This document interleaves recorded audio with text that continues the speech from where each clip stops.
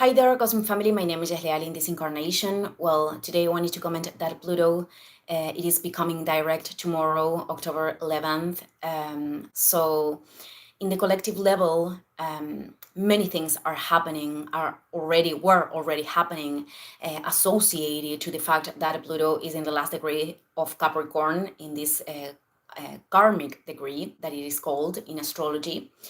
Mars right now is already activating its opposition that I mentioned yesterday in the video of the full moon in Aries with Pluto.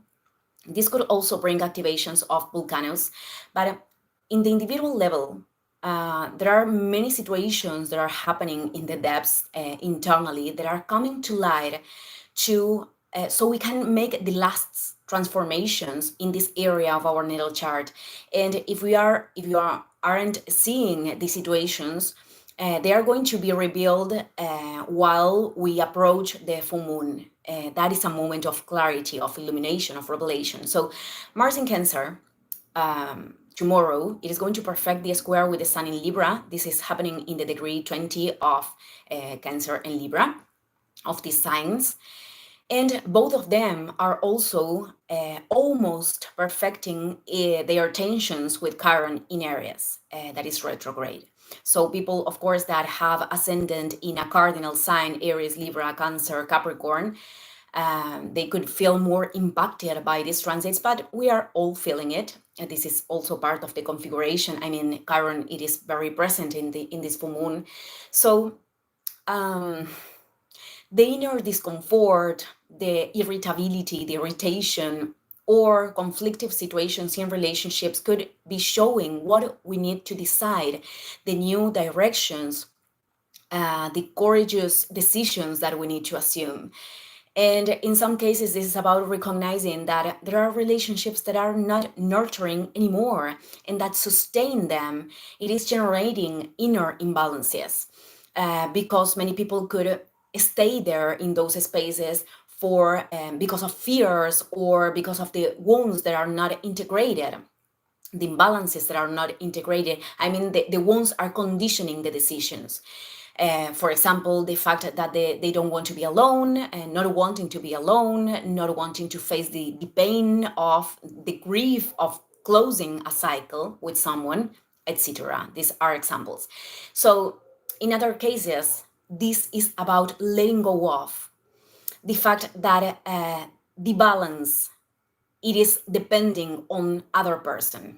For example, when that family member can recognize my efforts, when that person can act as I want, when that person can see their own mistakes or my point of view or recognize my value, then I can return, I can gain back my balance, my inner balance. And that actually is control.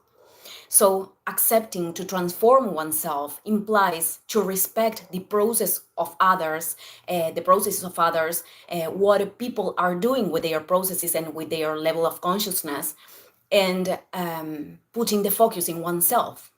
So beyond that, the moon tomorrow, it is in Capricorn, making a conjunction before it enters in Aquarius with Pluto.